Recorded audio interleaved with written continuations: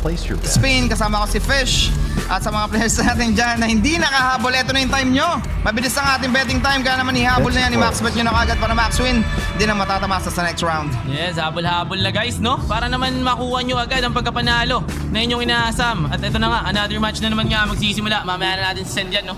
At there you go, rolling na agad ang ating mga karalista. Napakaganda ng lead na hawak-hawak kayo ng red team na gustong basagin naman ng blue team. Nagmadali doon yung mga blue team, kaya naman trifecta ataka kanilang ginagawa dito. Maganda ang kanilang pinapakita, kaso binasag nga lang. Dual surge pa rin naman ang kanilang pinangahawakan ng kalamangan. Baba ngayon ng tunnel. Surging down here, the express lane. Here comes the blue team Alpha and the wingman on the tabak V barrier on the seaside lane.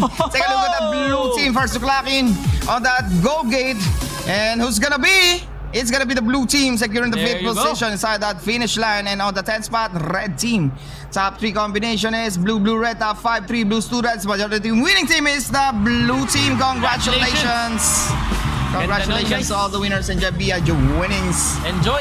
Hindi niya nga makita. Iyon, nakita na. Ayan yes, ayan na. Sa players natin sa Tag of War, pantay na pantay ng dalawang kupon na to. Meron silang 50-50 percentage each sa last 10 rounds. Nakita nyo naman guys na maganda ang laban at dikitan, palitan ng panalo itong mga karelista natin. Kaya naman kung gusto nyo pa ng mga ganitong laban, tutok lang kayo guys at keep on betting lang para mas exciting ang inyong papanoorin ng mga laban. Yes, tama ka dyan. Kaya naman ito, panibagong laban, panibagong bakbakan, 10 karelista. Nahati sa dalawa, and the countdown begins. Lazarov coming down here, mag-una 3-1 ang mga karelista. The blue team and the red team down here at that Pilgrim's Bend. Whoa, breakaway move by this red team. Alpha leading the race right now. Try to chase in behind. It's a blue team. It's a tic-tac-toe situation down here. Gardner need to bounce back straight down to the tunnel. Straight to the tunnel, diving down onto that Tabak Road. Mag-isa na nagmamanyubra ang member dito ng red team. Kasama niya pa yung kanyang mga kasama. 7.1 ang kanilang target dito.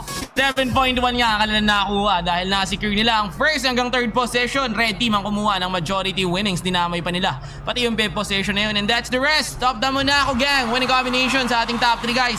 Meron dyan 3 solid reds, and for the top 5 naman meron dyan 4 reds and 1 blue. Congratulations guys. Enjoy the BIG winnings.